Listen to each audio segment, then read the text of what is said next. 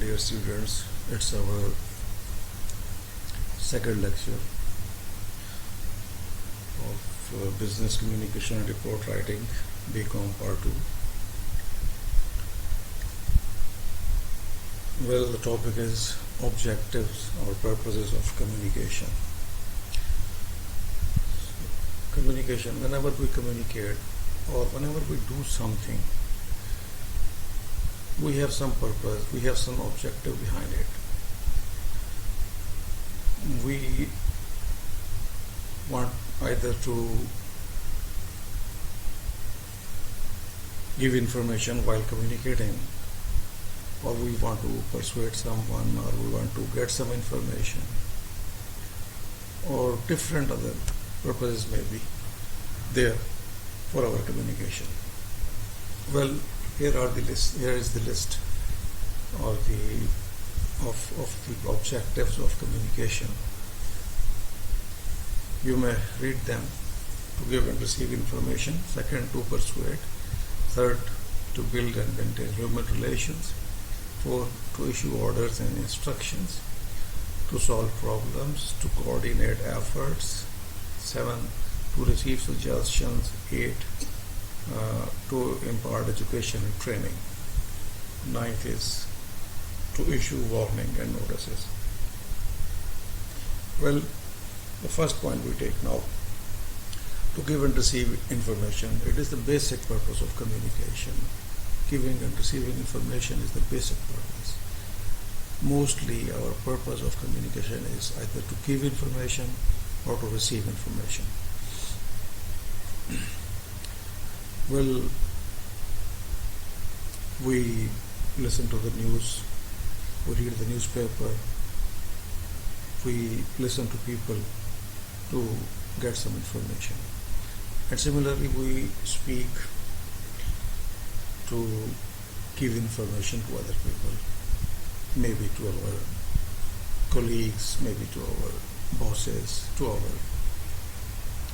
subordinates. So in a business organization, the management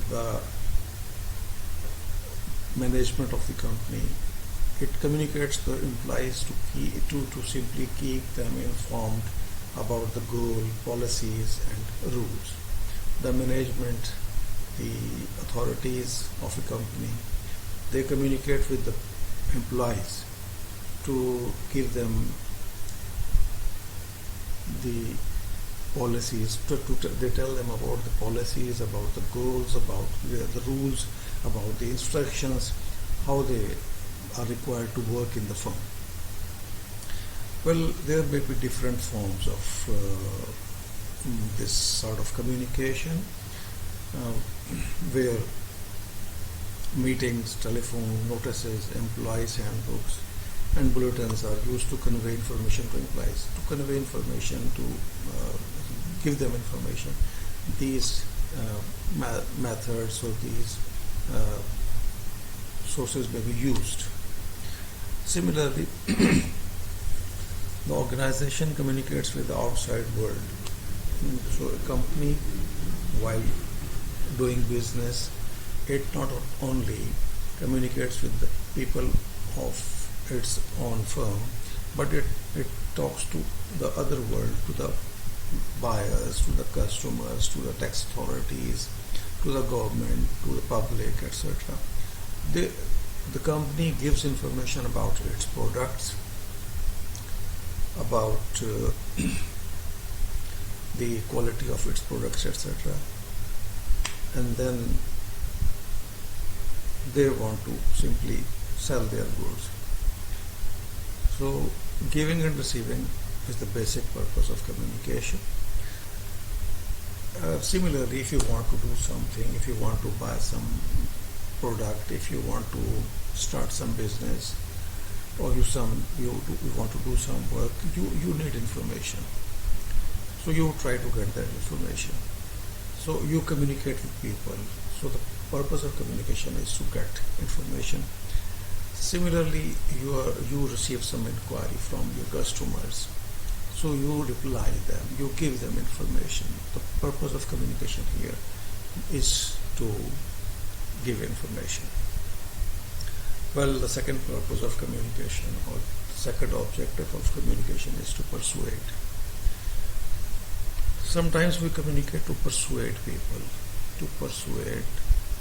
to accept our point of view, to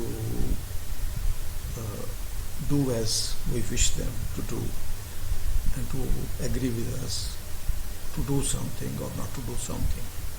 So persuasion is an important objective of communication.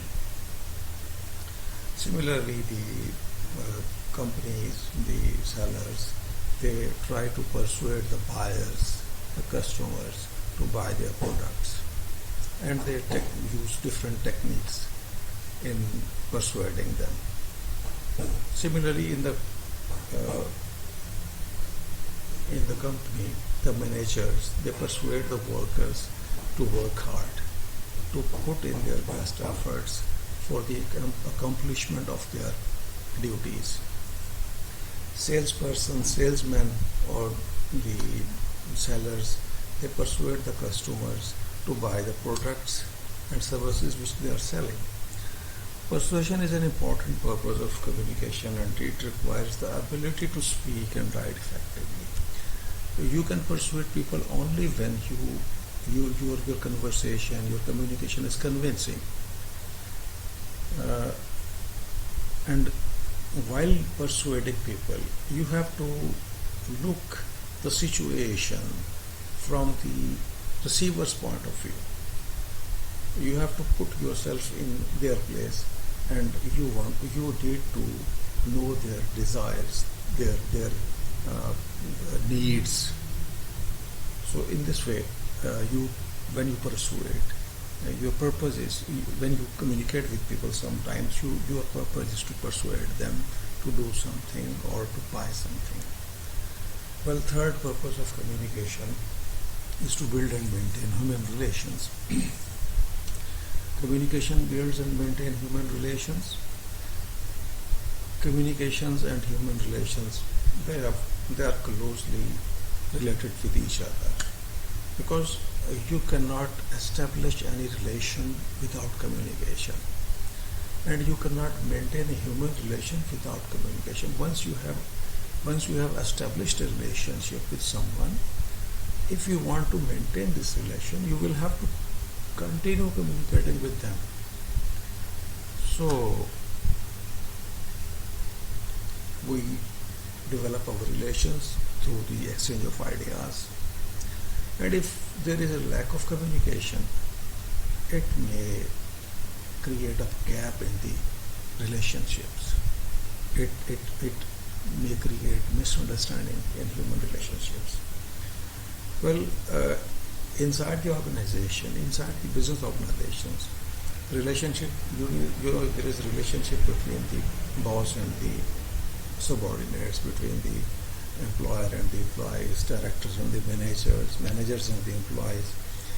And similarly, the relationship between the managers and the managers, the relationship among the peers, among the equals, is equally important. Outside the organization, the people of the organization communicate with the customers, with the tax authorities, with the public, wholesalers, etc. So it is also important to achieve our goals, the goals of business. Well, we establish and maintain these relations with the help of effective communication. And sometimes we communicate, and the purpose of our communication is to build and maintain human relations. And as I have already said, that human relations, they are maintained through effective and continuous communication.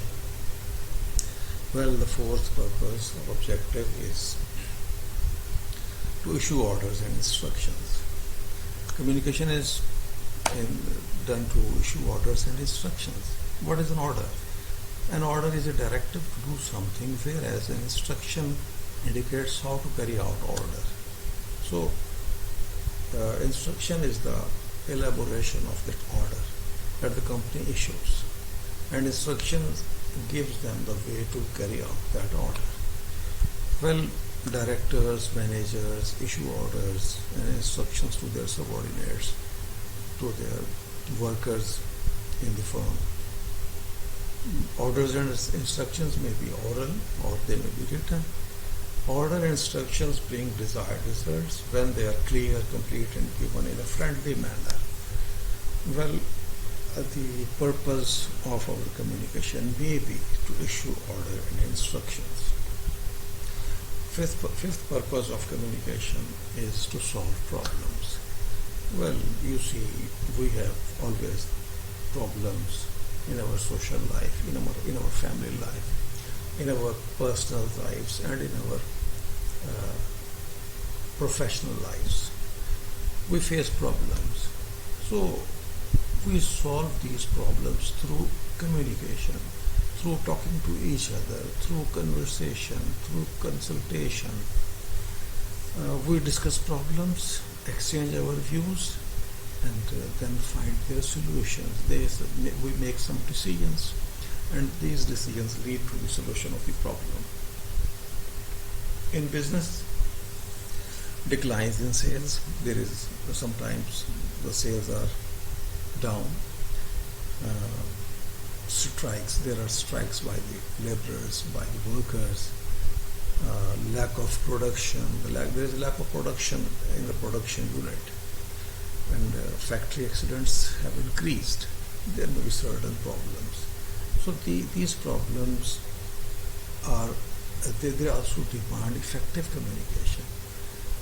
They demand that the management of the company and the managers of the company, they should sit together, they should have meetings, and they should discuss the issues, they should discuss the problems, and then they should exchange views and find some solution of these problems. Sixth objective of communication is to coordinate efforts. You see, coordinate efforts. Coordination means people should work together to do something, to accomplish something. So, to perform different activities, we have to coordinate efforts. Different people have to collaborate, they have to coordinate with each other, and they have to coordinate their efforts to do something bigger. Take the example of your own college, for example. There is a principal, there are the teachers, there are the clerks, there are the peons, there are the gardeners. So there are different people, and you also, most important thing, the students are there. So all are making their efforts. The principal is coordinating with the higher authorities. The principal is coordinating with the teachers. He simply gives them instructions, and then the teachers, they teach you people. Similarly, the clerks are there. They are solving your problems or official problems, and there are peons, there are watchmen, there are gardeners. They maintain different things. They simply put all these people put their efforts, and when these all efforts are put together, they are coordinated, then the college will run smoothly. Well, in business organizations, different people work at different levels, but all the time they coordinate with each other to run the business smoothly. For example, the procurement team procures or buys raw material. The production teams produces goods with the help of that raw material. Then there is a sales team. Then there is a marketing team. Marketing team simply advertises these goods or products. And then the sales team, the salesmen, they sell the products in different cities, in different places, in different markets. So all these efforts are, when they are put together, they are coordinated, it leads to smooth functioning of a business organization. So, and to coordinate these efforts, communication is essential. the management gives instructions through communication. The employees learn and the methods of production, the methods of selling. So it is all done through communication. So coordination without communication is not possible. So our purpose of communication may be to coordinate efforts to do something in the company. Seventh purpose of communication is to receive suggestions. Sometimes the employees give suggestions to their managers or bosses. Well, you see there are some problems with the employees. The employees they need certain things, they have certain problems. So they give suggestions to their bosses, to their management to solve these problems or to improve their working condition. So suggestions flow upward as a feedback. Suggestions are necessary. They flow upward from the lower level to the upper level. An employee gives suggestions to the manager. The managers give suggestions to the directors. So these suggestions flow upward. And these suggestions are very useful for the management because these suggestions highlight different problems. They highlight different obstacles. And the management discusses them. They communicate with each other and then they solve these problems. And the management, when receives these suggestions from the employees, they implement these useful suggestions and get good results. Well, apart from these suggestions, reports, appeals, complaints, etc. are also collected from the employees. Employees prepare reports, they may send some appeals or complaints to the management, to the upper level, and then the problems may be solved. Well, the next is to impart education and training. You see, the purpose of communication may be to impart education and training. You see, if we are learning some lesson, if we are imparting knowledge or education or training to you people, then it is not without communication. We have to communicate with you. The purpose of communication in the colleges, in the universities, is to impart education, is to give education and training. Well, in business communication, sometimes communication is done to impart education and training to the employees. The employees are also given training and education. The workers of a firm gives education. The workers of a firm are given education by the executive, and to simply keep them aware of new developments, new demands, new methods of working, and with new machinery. It also improves their efficiency. The main purpose of education and training is to widen the knowledge of the management, employees, and outside public. So the companies give education and training to the employees, to the management, and it simply increases their knowledge. And the training or the education is also given to the public, to the buyers, to the customers, to widen their knowledge. So purpose may be to impart education and training. Well, the last purpose is to issue warning and notices. The purpose of our business communication may be to issue warning and notice in case of non-conformity of rules and discipline. You see, all the employees must conform to rules and discipline. If there is some non-conformity to rules or disciplines by the employees, the management gives them warning. They gives them notices. You see, usually before warning and notices, advice is given. Appeal is made to the employees to comply with the instructions, comply with the orders. But if the advice and appeal fail to achieve results, warning and notices are generally given. Warning is a forceful form of communication because it carries a sense of urgency. Warning, you see, there is something strict about it, and it carries sense of urgency. the employees must comply with the instruction or order immediately, urgently. Negligence, well, when are the warning and notices served to the employees? When there is negligence, lack of punctuality, misuse of machinery of the company, pilfering of office stationery, etc. Pilfering means stealing, thieving the stationery or some other item of the company. These are the situations that require warning. So these may be the purposes of communication. Thank you.